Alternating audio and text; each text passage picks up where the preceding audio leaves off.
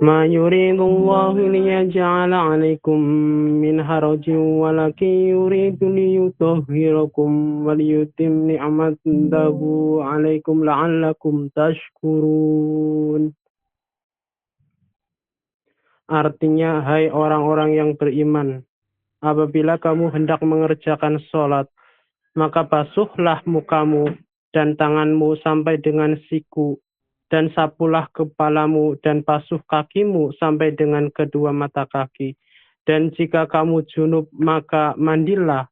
Dan jika kamu sakit atau dalam perjalanan atau kembali dari tempat buang air kecil atau menyentuh perempuan, lalu kamu tidak memperoleh air, maka bertayamumlah dengan tanah yang baik.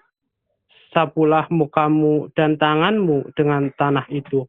Allah tidak hendak menyulitkan kamu, tetapi Dia hendak membersihkan kamu dan menyempurnakan kalimatnya bagimu, supaya kamu bersyukur.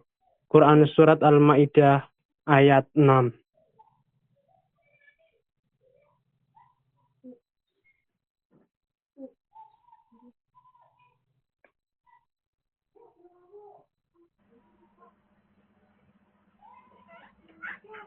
Berikutnya mungkin ada yang mau nambahin materinya untuk saudari Sri Nur Mahni.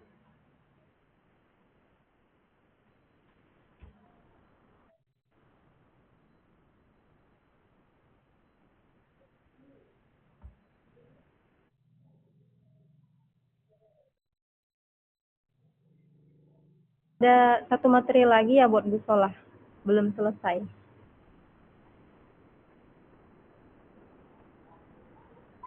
Dilanjut. Ya. Adab Lagi. setelah istinja dan bersiwak. Apabila engkau telah selesai istinja, maka janganlah meninggalkan bersiwak, sebab itu dapat membersihkan mulut, menyenangkan Allah dan membencinya setan. 1 kali sholat dengan bersiwak lebih utama daripada 70 kali sholat untuk bersiwak. Rasulullah Shallallahu Alaihi Wasallam bersabda yang artinya,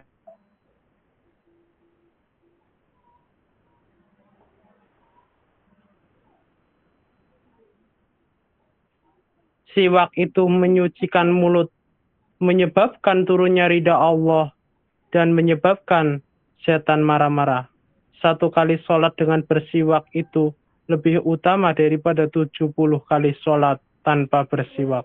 Andai kata aku tidak takut memberatkan umatku, pasti aku perintahkan kepada mereka agar bersiwak setiap hendak melakukan sholat.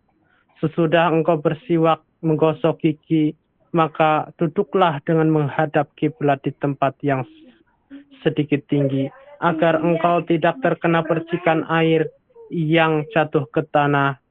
Lalu bacalah Bismillahirrahmanirrahim. Rabbi a'udzu bika min hamazatis syayatin wa a'udzu bika rabbi ay ya'durun.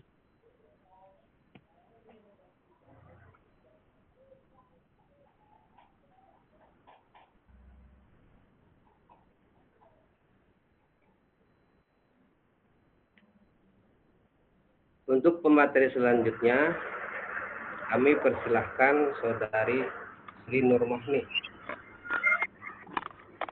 Baik, terima kasih Bapak Toto sebagai moderator.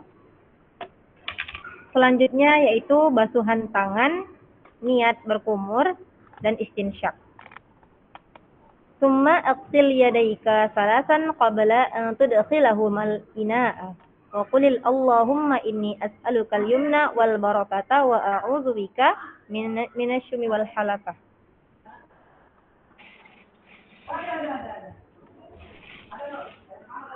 Kemudian, basuhlah kedua tanganmu 3 kali sebelum memasukkan ke dalam wadah tempat air wudhu, lalu bacalah doa, Allahumma inni as'alukal yumna wal barakata wa a'udzu bika minasyumi wal halakah. Setelah berniat untuk menghilangkan hadas atau niat supaya diperbolehkan melakukan sholat, dan niatmu itu tidak boleh berlalu sebelum membasuh wajah agar sah wudukmu. Maksudnya, niat wudhu itu dilakukan bersamaan membasuh wajah. Niat itu letaknya di basuhan awal, yaitu di wajah. Lalu ambillah air untuk berkumur-kumur sebanyak 3 kali dengan bersungguh-sungguh, memutarkan air di dalam mulut sampai ke bagian atas tenggorokan, kecuali jika dalam berpuasa. Sesudah berniat dan melakukan gerakan di awal yaitu membasuh wajah, maka disunnahkan pula berkumur-kumur.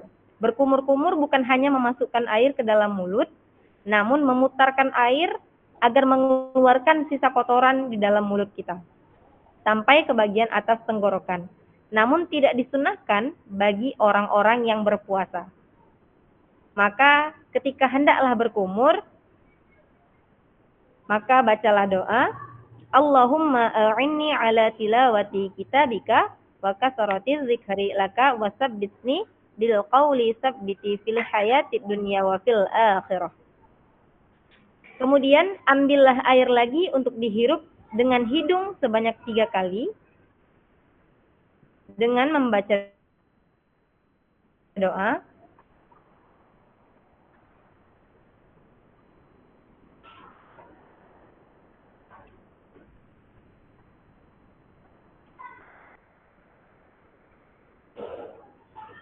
Allahumma arihni raihatal jannati wa anta anni radin. Lalu semprotkanlah air tersebut keluar dengan membaca Allahumma inni a'udzubika min rawaihun nari wa su'id dar. Kemudian ambillah air untuk membasuh wajah mulai dari permukaan dahi sampai ujung dagu bagian depan. Dari telinga sebelah kanan sampai telinga sebelah kiri. Batas membasuh wajah yaitu dari mulainya tumbuh rambut di ujung kepala sampai batas di dagu, dan kalau dari batasan panjang lebarnya dari kedua telinga, kanan sampai yang kiri. Maka apabila tidak tersentuh air di bagian-bagian tersebut, tidak sahlah wudhu kita. Harus sampai pula membasuhi 4 tempat tumbuhnya bulu di wajah, yaitu tempat tumbuhnya 2 alis, tempat tumbuhnya kumis, bulu-bulu mata, dan bulu yang tumbuh di permukaan jenggot atau jambang. Ayat tersebut wajib pula membasahi tempat tumbuhnya jenggot yang tipis, tidak wajib menyampaikan kepada tumbuhnya jenggot yang lebat. Jadi ada perbedaan hukum antara orang yang memiliki jenggot yang tipis serta jenggot yang lebat. Apabila jenggotnya tipis, orang yang berbicara kepada orang yang memiliki jenggot dapat melihat kulitnya, maka wajib menyampaikan seluruh air ke area tumbuhnya jenggot. Namun apabila orang tersebut memiliki jenggot yang lebat, seumpama orang yang berbicara dengannya tidak melihat lagi kulitnya, maka tidak wajib meratakan air kepada jenggot yang lebat tersebut.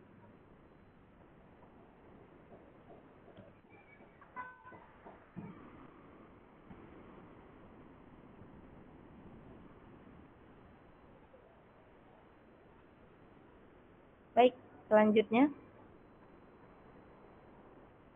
kembali kepada moderator. Ya, untuk pemateri selanjutnya kami persilahkan kepada Mbak Mia Novianti. Baik, selanjutnya cara membasuh wajah dan tangan serta doanya.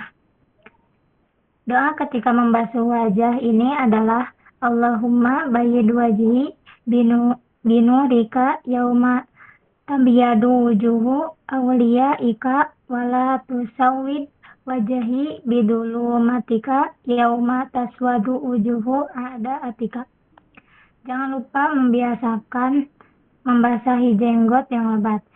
Sesudah itu basuhlah tangan kananmu dan tangan kirimu kedua siku sampai sesudah itu basuhlah tangan kananmu dan tangan kirimu kedua siku sampai ke bagian tengah bahu. Sebab perhiasan surga itu dipasang sampai batas air anggota wudhu yang bisa dibasuh.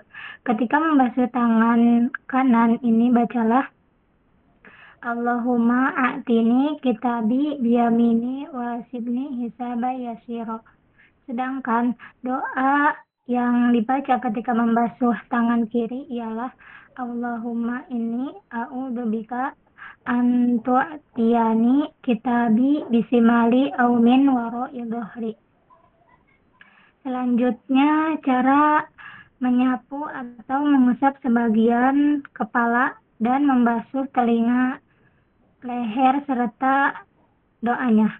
Sesudah itu, usaplah kepala atau rambut dengan cara membasahi kedua telapak tangan terlebih dahulu, lalu mempertemukan ujung jari-jari kedua tangan dan meletakkannya ke kepala bagian depan.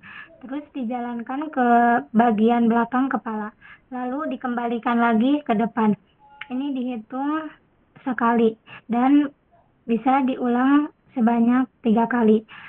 Dan engkau melakukan sama dengan bilangan membasuh anggota-anggota wudhu lainnya. Dan bacalah doa, Allahumma ghusni birahmatika wa anzil alaya min barakatika wa adillani tahta dilli arsika yauma la dilla illa dilluka Allahumma harim sahri wa basari alan nar.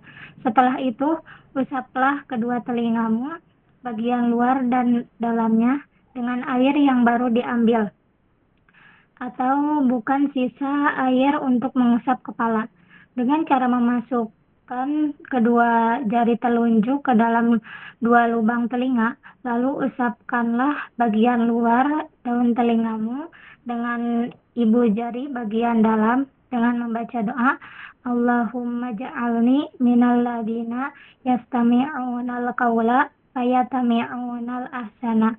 Allahumma asami'ani munadiyal jannatu fil jannati ma'al abrar.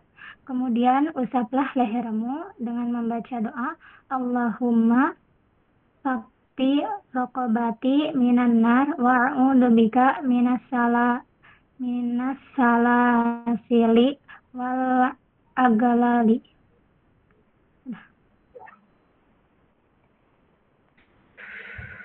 Sudah? Untuk Sudah. materi selanjutnya kami berikan waktu kepada Al-Ustadz Muhammad Soim. Padanya persilahkan. Bismillahirrahmanirrahim. Wasil fi adab al-wudu'i, yakni li hujjatil islami Abi Hamid Al-Ghazali. Lanjutkan pembahasan terkait tentang adab wudu. Insyaallah saya membahas tentang cara membasuh kedua kaki hingga mata kaki dan doanya. Doa setelah berwudu.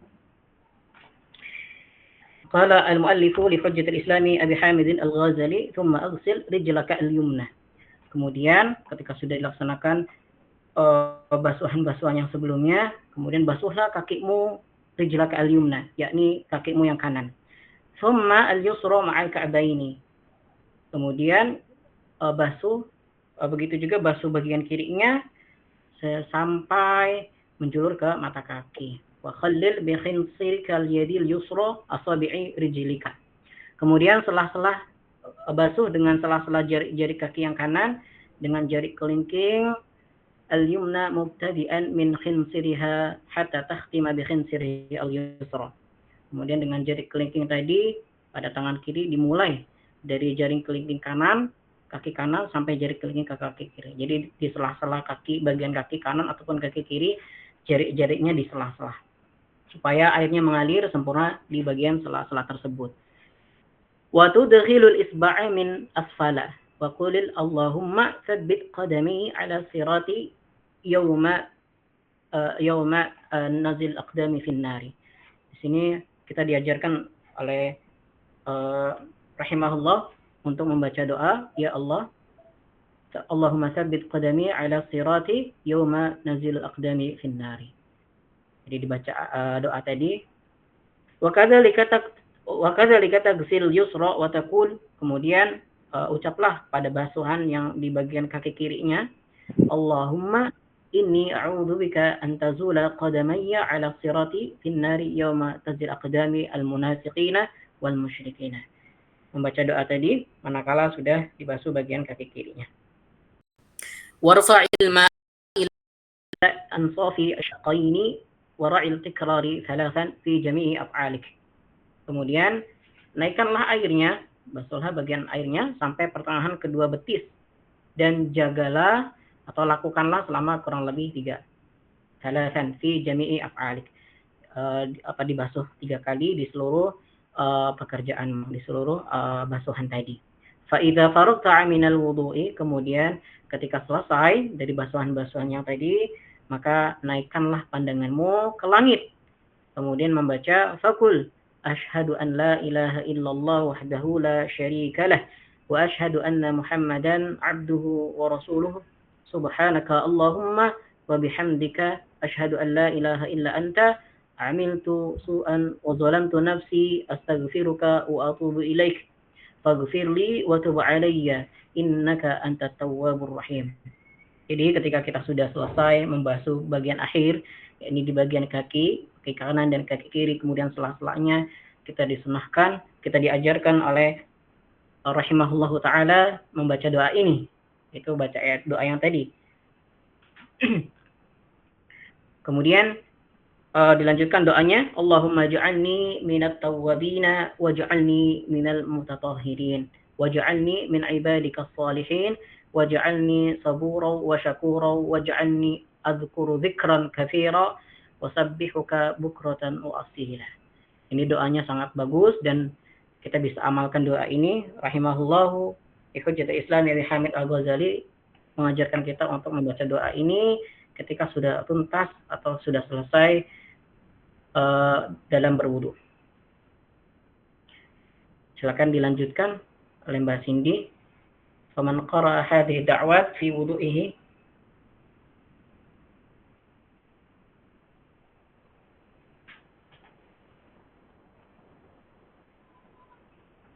Silahkan Mbak Cindy.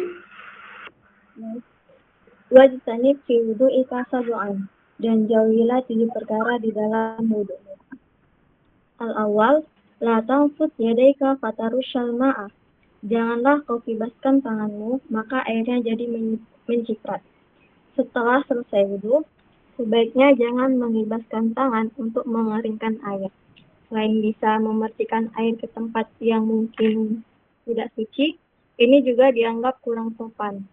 Jadi, biarkan saja air menetes atau kering dengan sendirinya. Asani, walatal tim wajhaka wara'saka birma'i latman. Janganlah kau benturkan wajahmu dan kepalamu dengan air.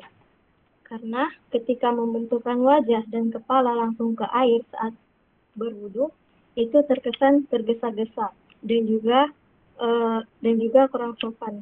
Jadi, sebaiknya lakukan semua gerakan dengan pelan, tenang, dan penuh kesadaran. Karena wudu itu bukan sekedar bersuci, tetapi ibadah.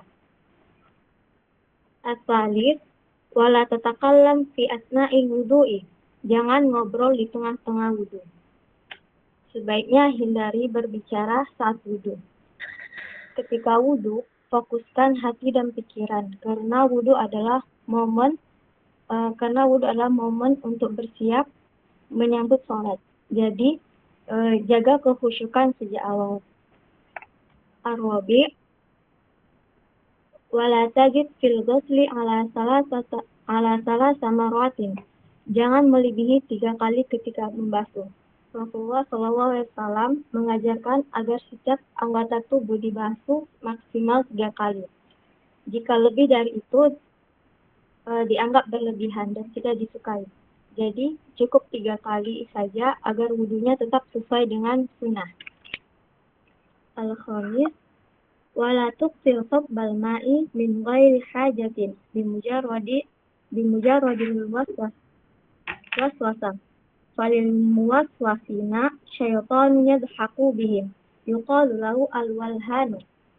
Jangan berlebih-lebihan ketika mencurahkan air tanpa ada hajat walaupun waswas. Karena setan tertawa terhadap orang yang waswas. Setan tersebut bernama walhan. Walaupun air itu melimpah seperti di sungai ataupun memakai keran, tetap tidak boleh boros. Kadang ada yang suka waswas. wudunya diulang-ulang karena merasa belum sah.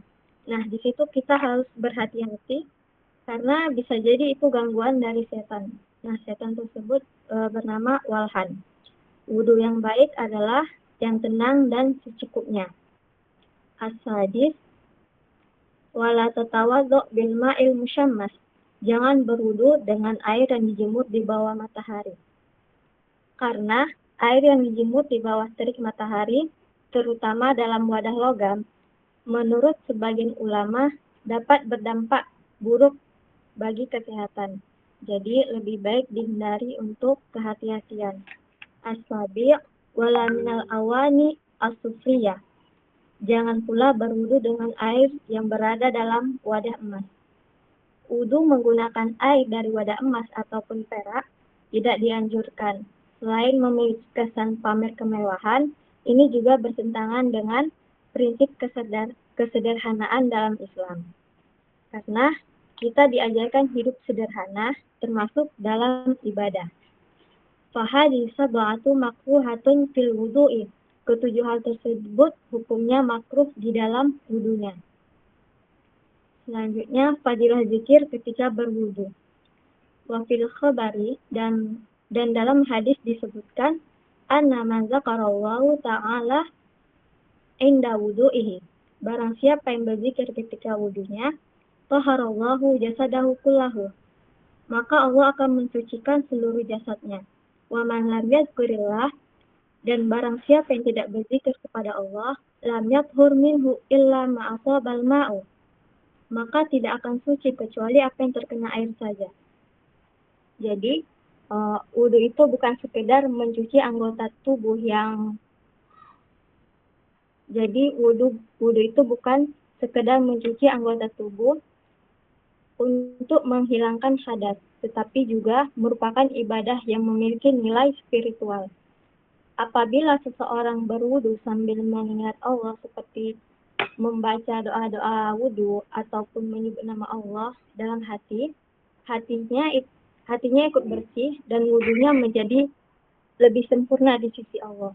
Sebaliknya juga, apabila wudu dilakukan tanpa zikir meskipun tetap sah, tapi itu hanya membersihkan secara fisik saja, tidak sampai menyentuh hati. Oleh karenanya, sangat dianjurkan untuk membiasakan diri berzikir saat berwudu agar ibadahnya lebih bermakna dan penuh keberkahan. Sekian presentasi dari kelompok kami. Kemudian kami kembalikan kepada moderator. Terima kasih kepada para pemateri yang telah menyampaikan materi tentang adab-adab wudu. Mudah-mudahan dapat kita pahami bersama.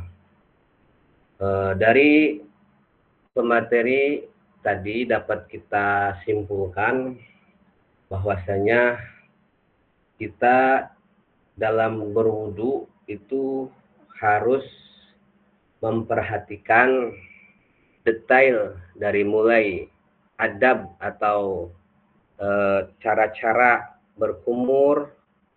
Terus kita juga harus tahu dulu landasan daripada wudu itu sendiri.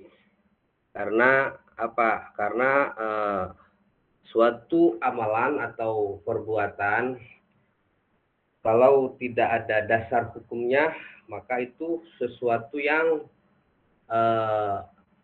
tidak boleh dilakukan ya. Jadi harus ada sumber hukumnya.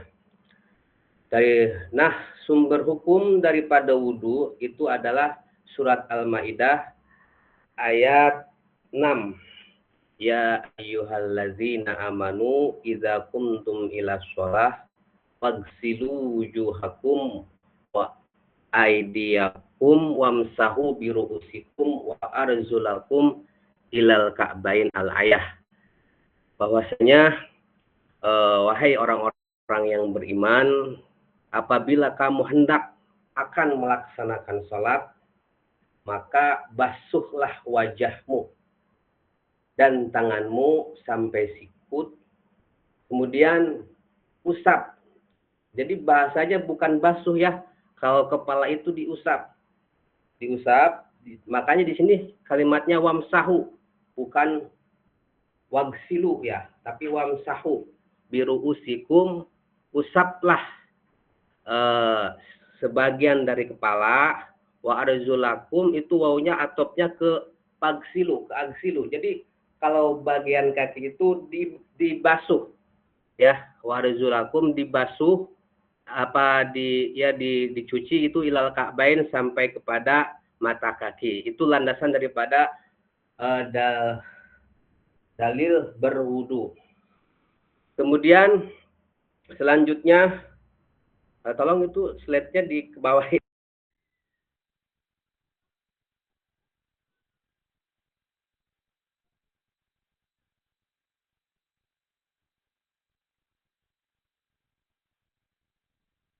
Suaranya, Pak.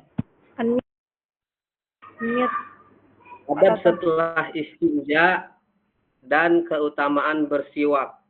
Jadi setelah kita melaksanakan istinja atau dalam bahasa Sundanya itu bersih ya, itu kita dianjurkan untuk bersiwak. Bersiwak ini menggunakan kayu irok. Terus kenapa harus bersiwak? Karena sholat yang dilakukan dengan siwak itu lebih utama, 70 kali lebih utama daripada sholat tanpa bersiwak. Wa sholatu bisiwak afdalu min sab'ina sholatan bi ghairi siwak. Bahkan ada juga hadis Nabi yang mengatakan bahwasanya laula an asyqa ala ummati la amartuhum bisiwak inda kulli sholah.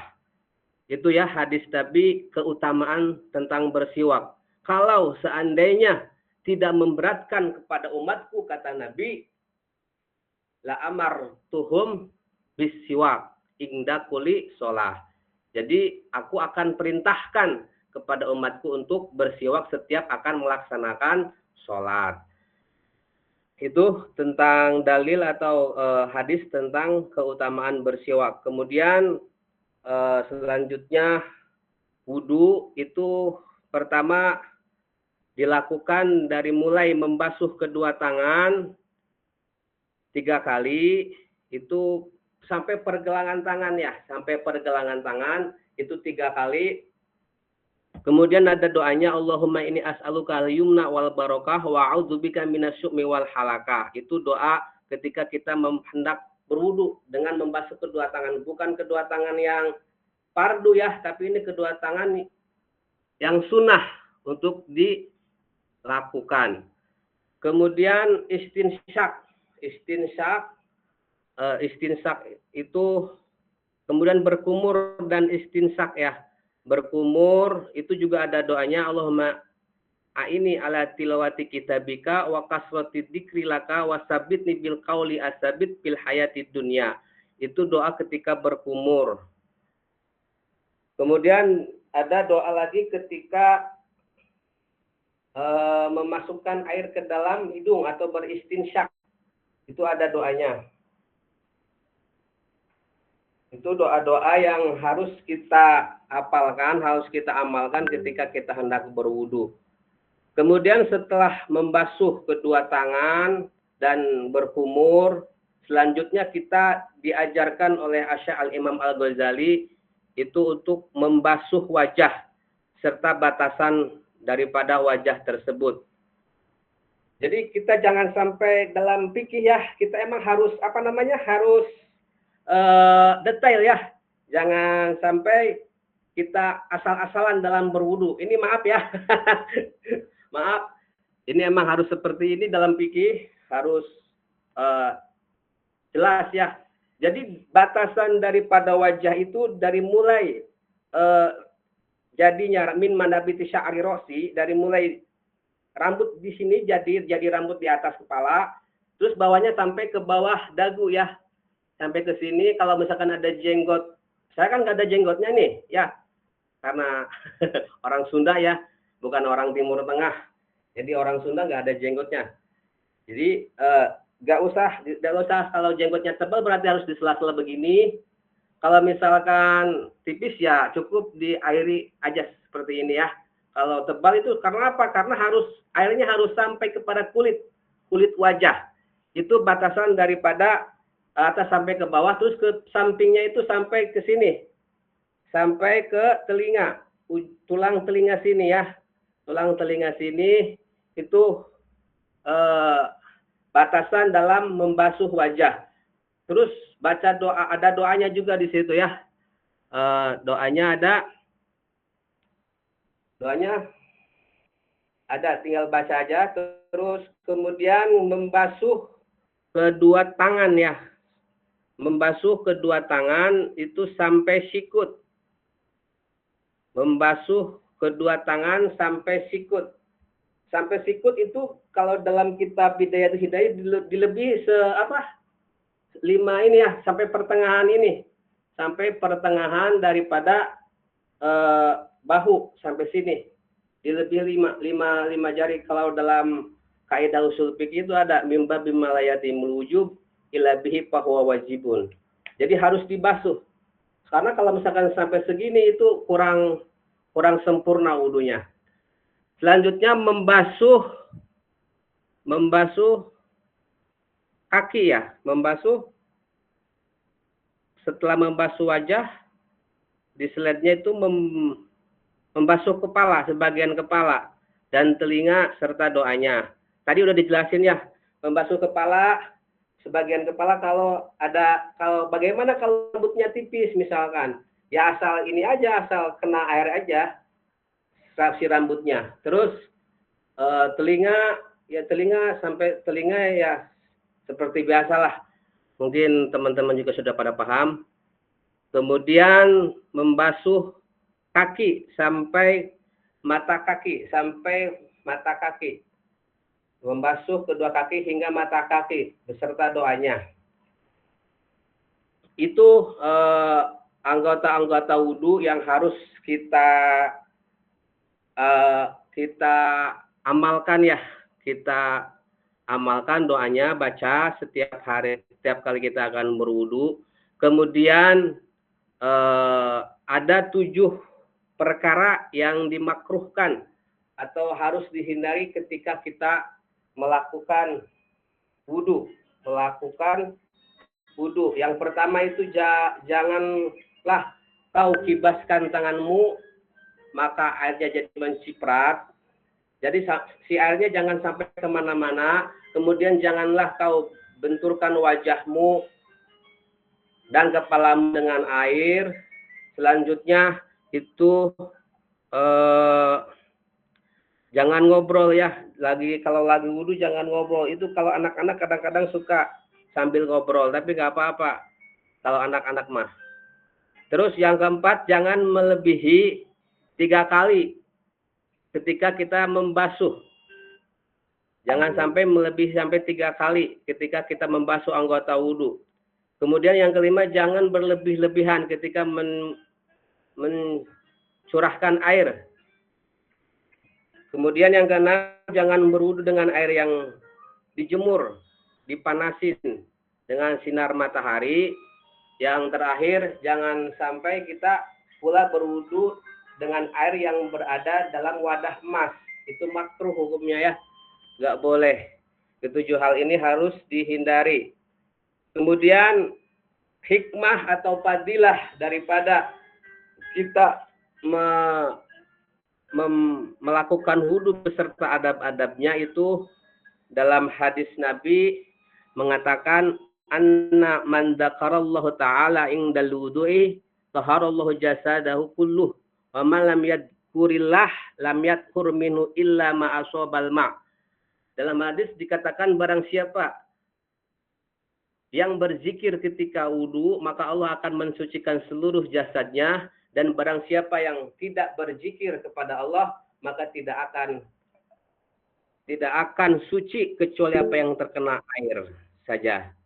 Itu mungkin kesimpulan daripada tema diskusi pada pertemuan kali ini, dan silahkan apabila ada teman-teman yang ingin ditanyakan, yang ingin bertanya, silahkan kepada pemateri untuk adab atau caranya, yaitu dengan mengangkat tangan terlebih dahulu ya, supaya lebih tertib dan enak untuk di ininya. Saya persilahkan untuk penanya pertama, yaitu Bapak Dasep Hamzah selaku Kosma kelas B1. Persilahkan. Waktu dan tempat, monggo Pak Dasep. Baik, Pak. Terima kasih untuk moderator.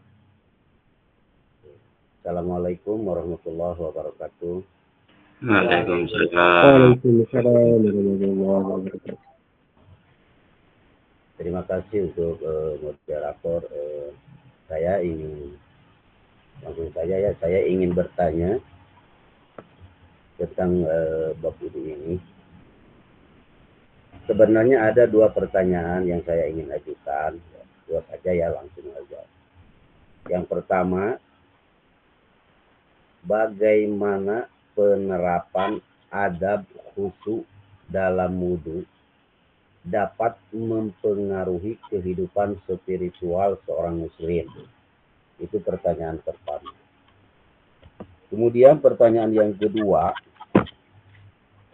waktu kecil saya itu santri kalong lah, katakan ya, kalau orang kampung itu santri kalong. Itu selalu disuruh untuk menghafal katakan jampe wudhu lah, kalau bahasa Sunda ya, doa wudhu lah seperti. Tetapi dalam bidayatul hidayah ini seperti doa setelah membasuh wajah, Allahumma bayyid wajhi binurika yauma tabyadu wujuhu auliyaika wala tasawad wajhi bitulmatika yauma taswadu wujuhu a'daika. Itu panjang ya.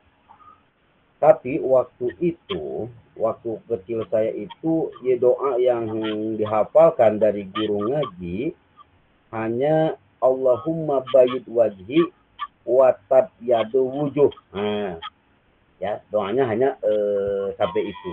Itu bagaimana ya? Bagaimana apakah itu boleh atau tidaknya, apakah perlu diperbaiki dalam pembacaan doa tersebut? Karena dalam bidayatul hidayah ini cukup panjang, sempurna, katakanlah sempurna. Kalau untuk para guru ngaji dulu itu hanya cukup untuk menghafal Allahumma bayyid wajhi watab yadu wujuh, hanya segitu aja.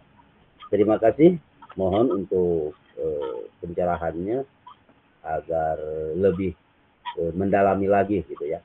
Yang pertama tadi adalah dalam kehusyuan, ya dalam wudhu. Kemudian yang kedua dalam selesai doa, selesai membasuh wajah, doa itu untuk ada yang pendek, ada yang panjang itu. Terima kasih. Wabillahi taufiq wal hidayah. Assalamualaikum warahmatullahi wabarakatuh. Terima kasih kepada Pak Dasep yang telah bertanya. Mau langsung dulu dijawab apa bagaimana pemateri? Apa ini aja ditampung dulu aja ya? Satu terbit per 3 pertanyaan. Selanjutnya yang mau bertanya pada Al-Ustadz, kepada Bapak Ali Khofi, silakan.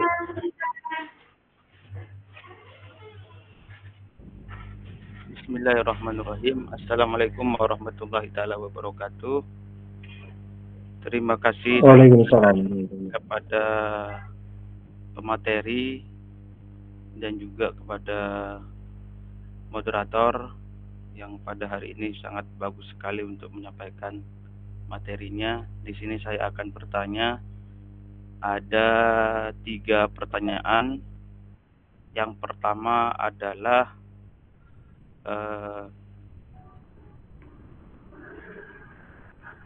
hukumnya berwudhu sebelum mandi besar. Ya, itu yang pertama. Karena di sini saat kita junub atau sedang hadas besar, itu hal yang dilarang adalah membaca Al-Quran.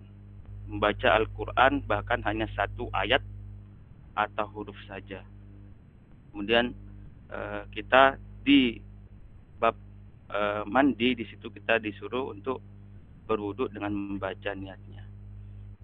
Yang kedua adalah ingin bertanya tentang kewanitaan. Di sini zaman sekarang banyak wanita bahkan ibu-ibu yang melakukan tato alis, juga berdandan yang sangat tebal, memakai foundation itu sangat berlapis-lapis. Tadi disampaikan oleh moderator bahwa air itu harus menyentuh kepada kulit. Nah, sedangkan jika memakai foundation atau bedak yang tebal berlapis-lapis, saya rasa akan terhalang. Dan juga tentang tato alis itu yang sedang viral sekarang. Itu yang kedua. Yang pertanyaan yang ketiga ini tentang teknis. Teknis tentang bagaimana cara berwudunya orang yang sebelumnya yang tidak memiliki tangan dan tidak memiliki kaki. Bahkan walaupun itu karena lahir ataupun karena kecelakaan misalnya. Itu kaki tidak ada, kemudian tangan tidak ada sampai ke syarat sahnya mengambil wudhu. Itu bagaimana teknis caranya? Itu saja pertanyaan dari saya. Terima kasih. Wassalamualaikum warahmatullahi wabarakatuh. Yang ketiga mungkin saya kasih kesempatan 3 penanya dulu. Yang ketiga Ibu Mu'alimah, silakan. Assalamualaikum warahmatullahi wabarakatuh. Di sini saya ingin menanyakan bagaimana dengan wudhunya orang yang mempunyai luka parah, yang mana kiranya bisa membahayakan orang tersebut apabila dipaksa berwudhu dengan air. Begitu, Pak. Terima kasih. Wassalamualaikum warahmatullahi wabarakatuh. Ya, baik. Ada 3 penanya. Dan di sini berarti ada 6 pertanyaan. Untuk pemateri, siapa yang akan menyampaikan apa bagaimana? Pak Ustadz Saim mungkin? Tapi mohon maaf, boleh dirangkum kembali pertanyaannya? Ya, Agar maksudnya yang mau menjawabnya Pak Ustadz Saim ya? Apa bareng-bareng? Gimana Bu Mani? Barangkali Bu Mani mau menanggapi? Untuk pertanyaan pertama dari Pak Dasep, beliau menanyakan kekhusyuan dalam berwudu ya, Pak Dasep. Kalau boleh? Yang pertama. Yang kedua pertanyaan Pak Dasep itu doa wudu. Dalam anggota wudu, beliau waktu kecil dulu katanya pernah diajarin doa wudu, cuman doanya pendek. Sedangkan sekarang dalam kitab Bidayatul Hidayah itu doanya panjang. Itu bagaimana? Silakan pemateri untuk menjawab dari pertanyaan Pak Dasep. Kekhusyuan tentang wudu dan doa pendek serta panjang. Monggo, silakan.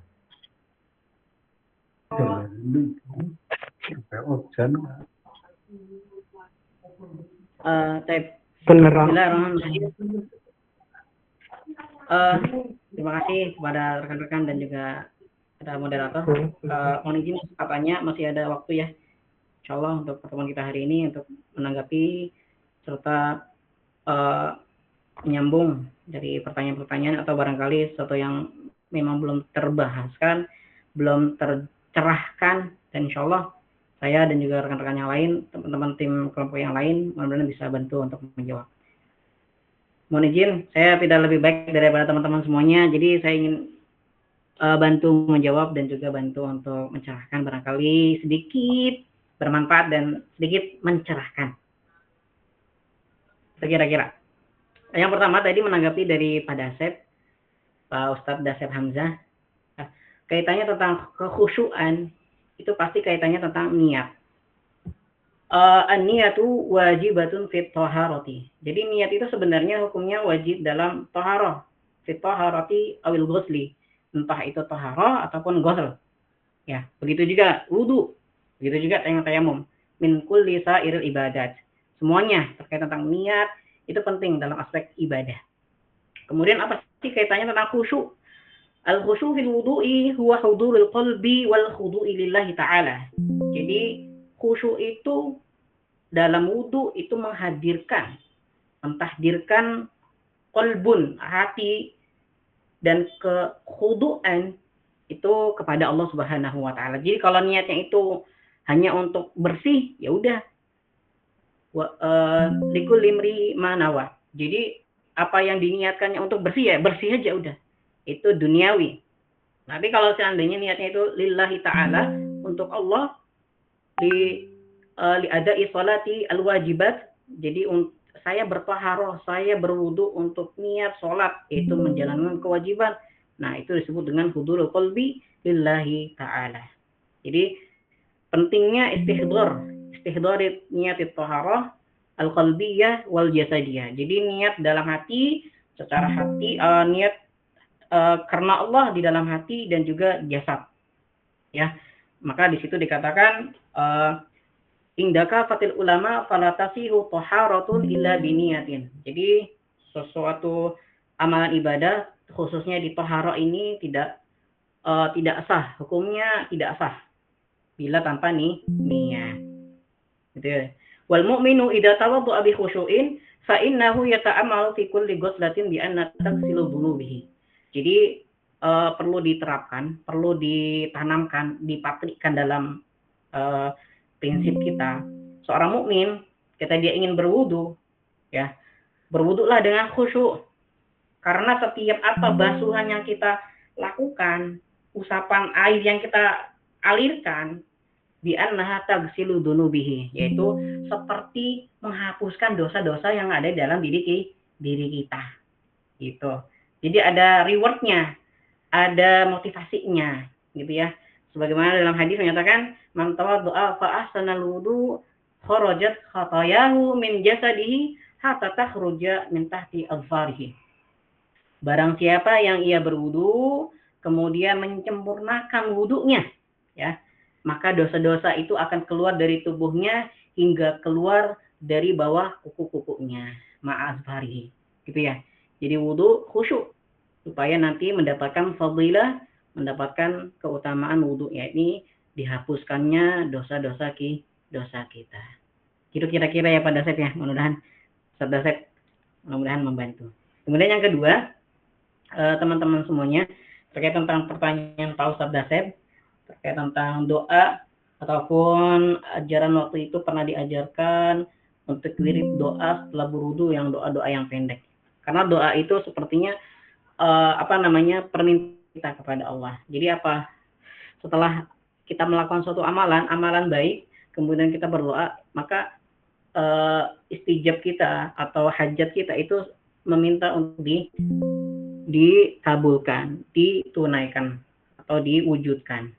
Tapi salah satu di antara sunnah, di antara doa-doa yang diajarkan, yaitu yang sesuai dengan hadis yang sahih, al-warid, hadis yang sahih yang disandarkan kepada Nabi SAW, seperti tadi yang dituliskan oleh rahimahullah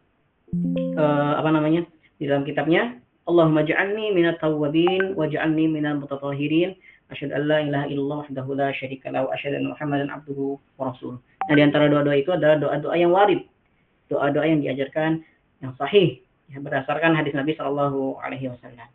Gitu. Kalau doa yang pendek ya boleh saja, boleh. Hanya saja ada doa yang paling mendekati seperti yang diajarkan oleh Nabi SAW. Karena doa kecil memang kita masih berlatih, tadrib untuk melakukan amalan-amalan baik, amalan-amalan soleh di dalam ajaran Islam. Doa baik, setiap doa itu pasti baik tentu ya. Tidak mungkin doa kita buruk. doa-doa itu kita meminta kepada Allah sesuatu hal yang baik. Maka seperti yang tadi, kalau memang belum tahu atau mungkin belum hafal dalam proses pembelajaran, maka dibolehkan untuk berdoa semampu apa yang kita bisa. Wallahu a'lam. Ya, terima kasih kepada Ustaz Saim yang telah menjawab pertanyaan dari Bapak Dasep. Bagaimana Bapak Dasep? Mau puas dengan jawaban Pak Ustaz Saim? Alhamdulillah, alhamdulillah cukup jelas. Terima kasih. Semoga bermanfaat. Ya, untuk pertanyaan selanjutnya dari Bapak Ali Khopi. Beliau menanyakan 3 pertanyaan.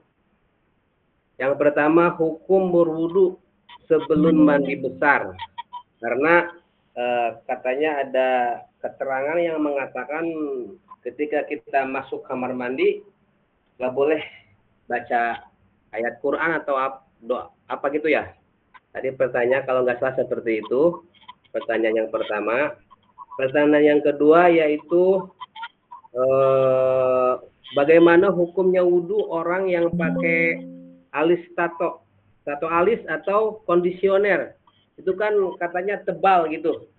Maksudnya hukumnya bagaimana? Kan ada keterangan bahwasanya air wudhu itu harus sampai kepada kulit. Itu pertanyaan yang kedua.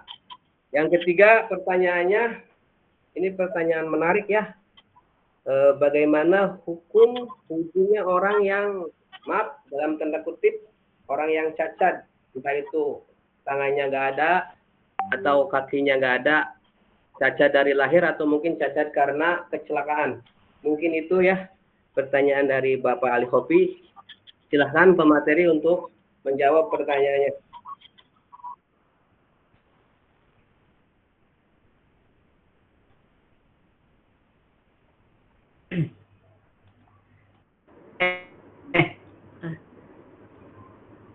Suara saya kedengaran?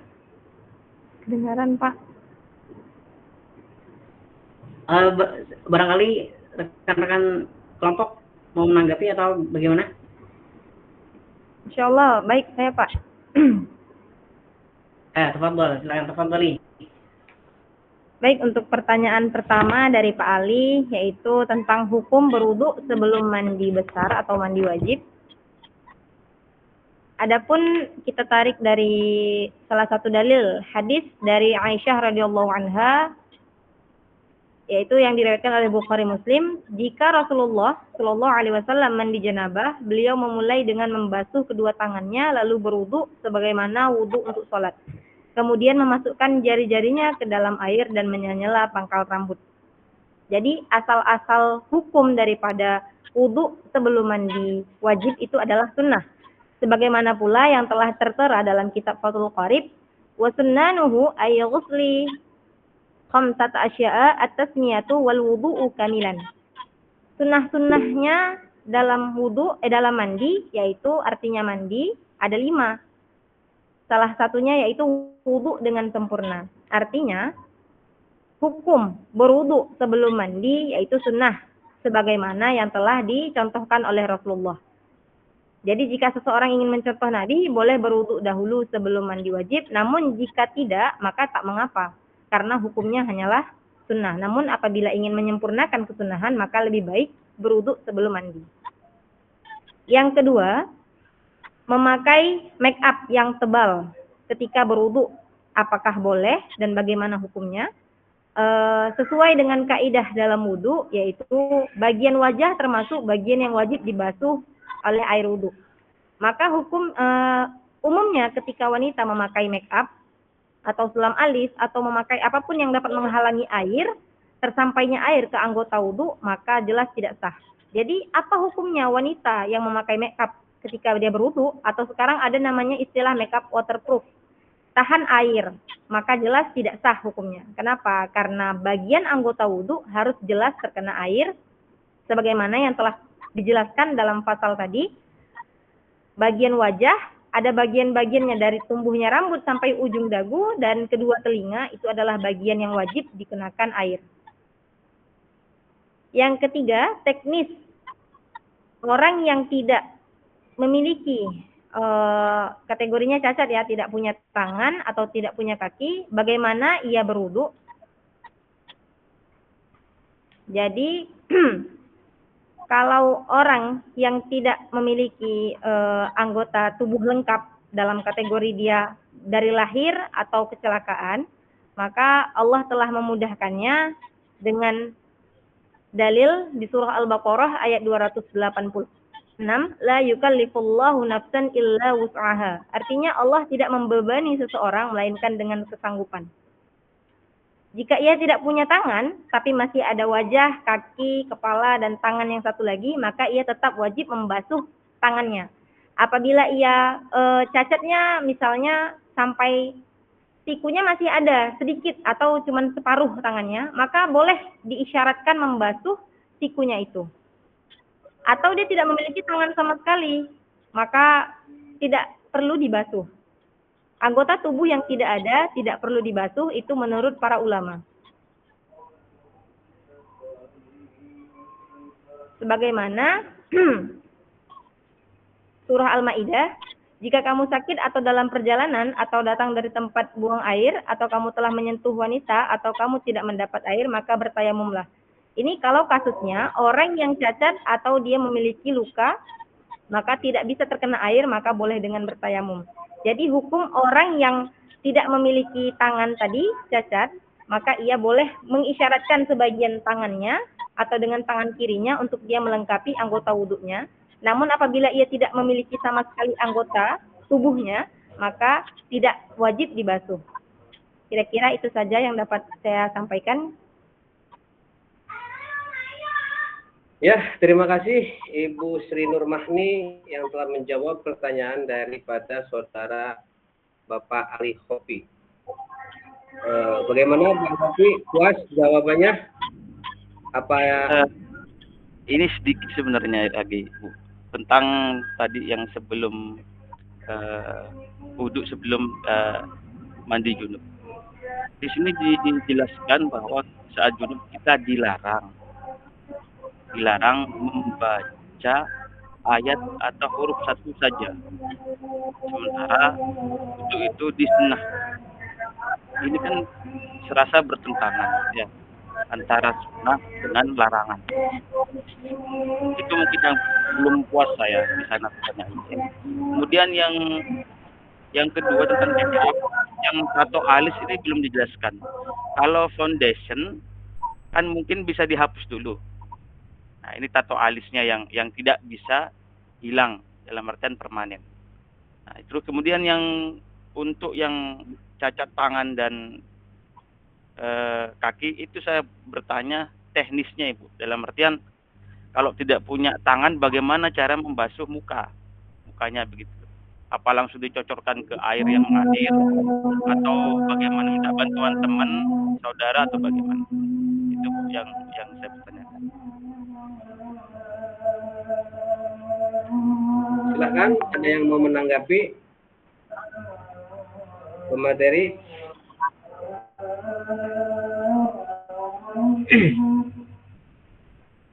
Atau mungkin yang lain?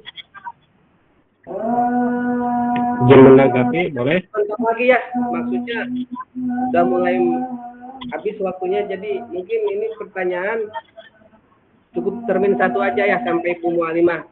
Untuk yang lain yang ingin bertanya, ini banyak banget yang mengangkat tangan ya.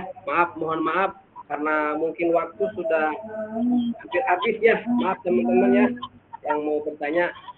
Cukup mungkin nanti sampai Bu Mualimah aja. Bagaimana tanggapan yang lain? Bagaimana pemateri yang menjawab Pak Ali tentang teknis dan tato alis serta baca ayat Quran atau baca satu huruf ketika masuk kamar mandi, itu bagaimana? Silahkan. Izin menanggapi, boleh? Silahkan Pak Deden. Ya, sebelumnya terima kasih kepada para pemateri yang telah mempresentasikan seputar bab wudu, sangat luar biasa sekali. Sangat kita pahami dan sangat jelas penjelasannya. Mungkin yang saya ingin tanggapi tentang pertanyaan Pak Ali yang seputar bagaimana hukumnya wudhu sebelum mandi besar ya, atau mandi junub. Sedangkan dalam ketika kita mempunyai hadas besar atau diharuskan untuk mandi besar atau junub, kan tidak boleh membaca ayat Al-Quran walaupun walaupun satu huruf. Nah, mungkin tanggapannya dari saya, tapi wallahu alam, mungkin yang lain ustadz-ustadznya ini lebih paham daripada saya. Saya hanya menanggapi saja. Kalau misalkan kita ingin berwudu ketika ingin sebelum mandi junub, nah kembali lagi kepada niat kita. Ini sama halnya ketika orang yang haid tidak boleh membaca Al-Quran, gitu kan? Karena mempunyai hadas besar yang harus dihilangkan dulu dengan mandi junub. Nah, itu tergantung niat kita. Innamal a'malu binniyat. Apakah kita ingin ketika berwudu itu, nah saya ingin tanyakan dulu, apakah di dalam doa wudu itu ada dalam Al-Qur'annya? Maksudnya ada ayat Al-Quran dalam doa-doa wudu. Nah, kalau misalkan dalam doa-doa wudu itu ada ayat Al-Quran, maka kita membaca doa wudu itu jangan diniatkan membaca Al-Quran, tetapi kita meniatkan berdoa gitu.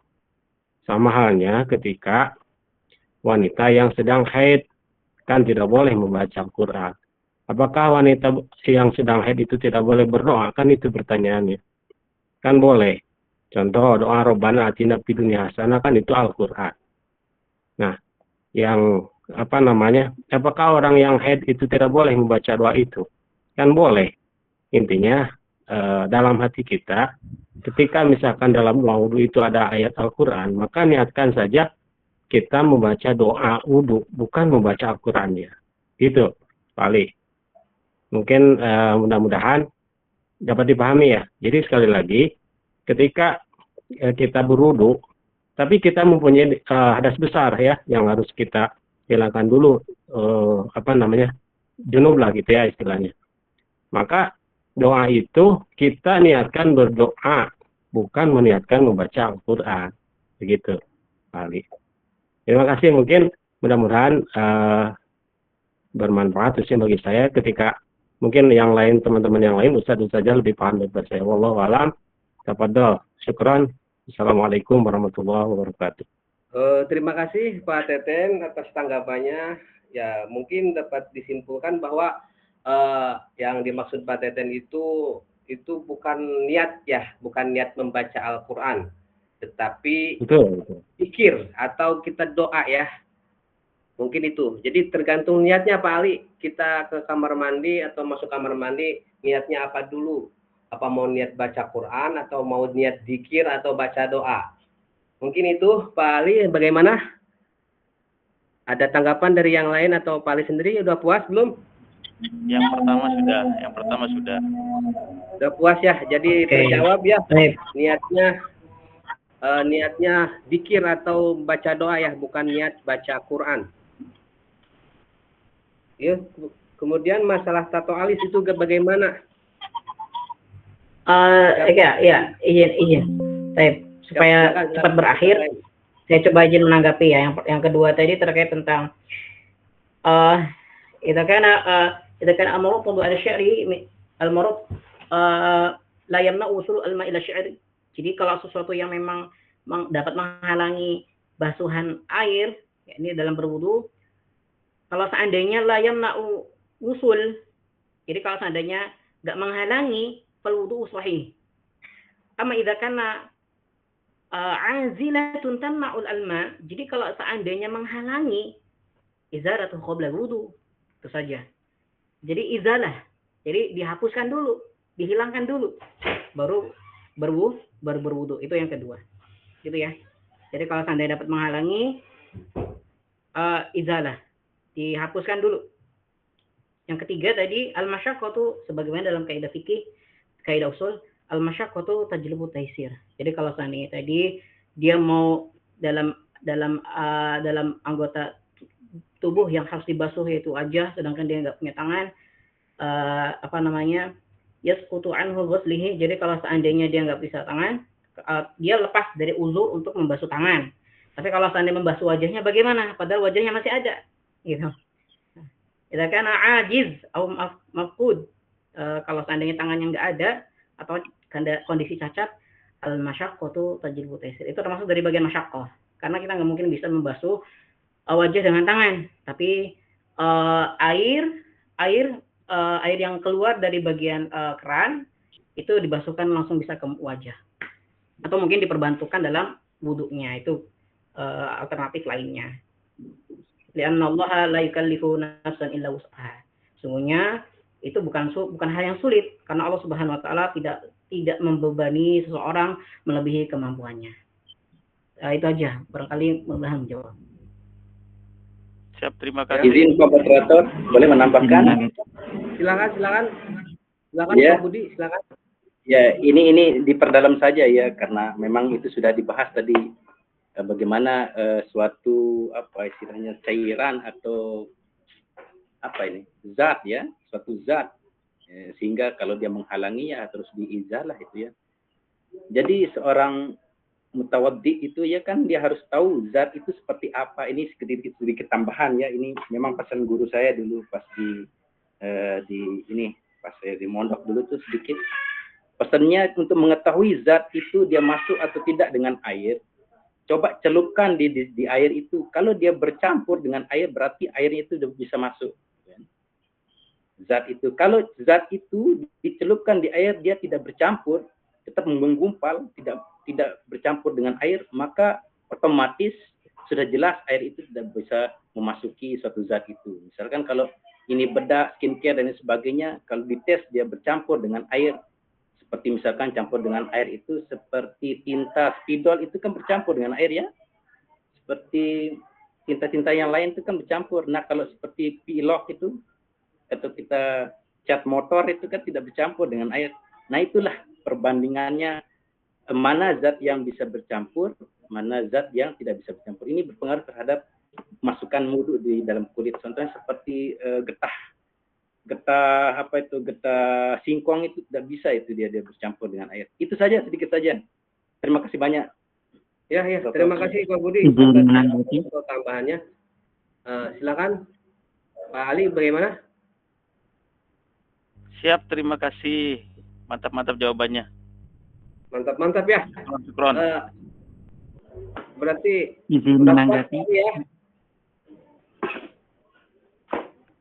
Untuk terakhir ya, ini pertanyaan terakhir. Ini tinggal 5 menit lagi habis waktunya. Tinggal 5 menit lagi.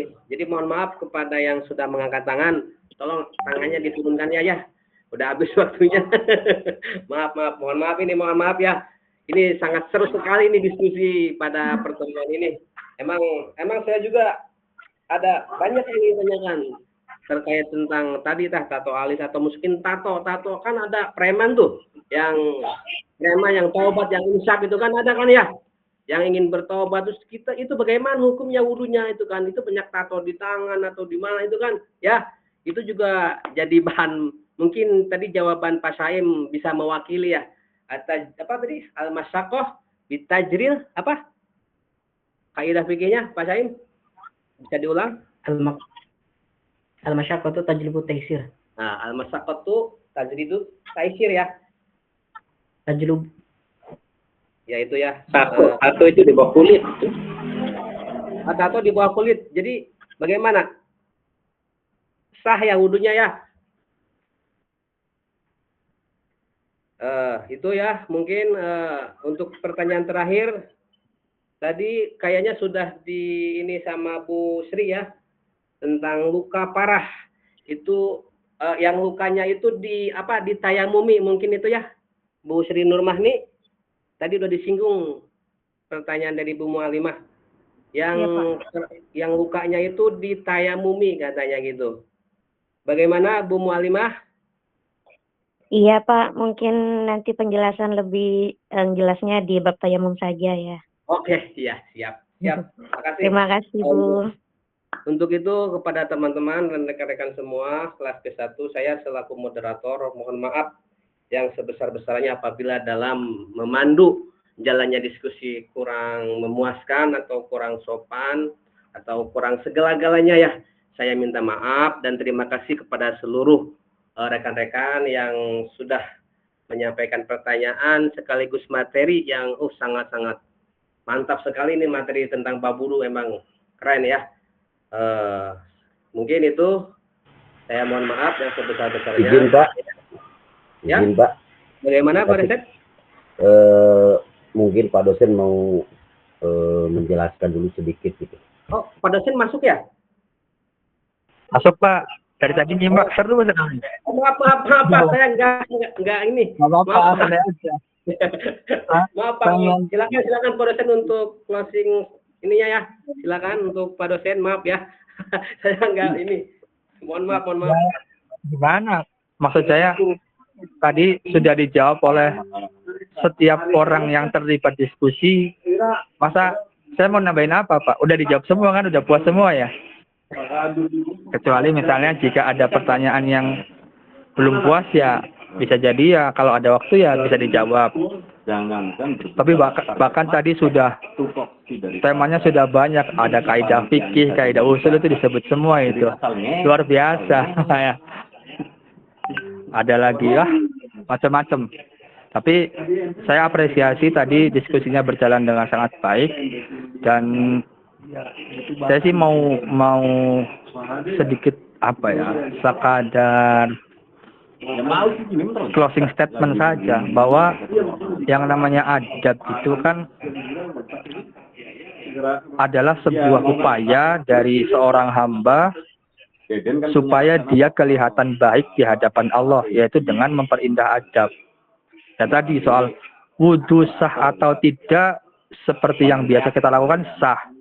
Tapi indah apa tidak, ya belum tentu. Makanya Al-Ghazali mengarang kitab ini yang isinya tentang adab-adab ketika kita beribadah dan juga etika-etika yang lain. Jadi intinya sih itu Pak, bahwa adab sebagaimana salah satu penerapan kita dalam berakhlak tasawuf ya, yaitu ihsan, yang merupakan bagian tak terpisahkan dari proses penghambaan kita kepada Allah sampai nanti kita menghembuskan nafas terakhir gitu kan, sampai kullu nafsin dha'iqatul maut itu, sampai kita merasakan mati itu bagaimana kita berupaya untuk memperindah diri kita di hadapan Allah. Makanya kan konsep ihsan itu kan anta budallaha ka'annaka tarahu fa illam takun tarahu fa innahu yarak. Jadi bagaimana kita itu benar-benar dilihat oleh Allah dengan pandangan yang baik, gitu kan? Misalnya kalau kayak wudhu cepat sah ya sah itu kan. Tapi wudhu yang indah dan baik bagaimana? Ada prosesnya. Sebelum wudhu harus siwakan dulu bagusnya. Setelah wudhu doanya apa? Ketika wudhu doanya apa dan seterusnya. Itu kan itu yang menjadi yang ingin ditekankan oleh Al-Ghazali. Al-Ghazali itu merasa begini Pak, ketika mengarang kitab ini adalah waktu itu beliau merasa bahwa umat Islam itu hanya yang penting menggugurkan kewajibannya, sholat yang sekedar sholat, wudhu sekedar wudhu, tapi perhatian tidak sih kepada faktor-faktor yang membuat manusia itu benar-benar diridhoi oleh Allah gitu kan. Nah itu yang menjadi kegelisahan Al-Ghazali. Banyak umat Islam itu ya sholat sekedar itu yang menjadi kegelisahan beliau. Jadi intinya ihsan itu adalah bagaimana kita tampil seindah mungkin di hadapan Allah Ta'ala. Mungkin itu ya Pak ya. Itu sekian. Assalamualaikum warahmatullahi wabarakatuh. Waalaikumsalam warahmatullahi wabarakatuh. Terima kasih Pak dosen. Sama-sama dosen.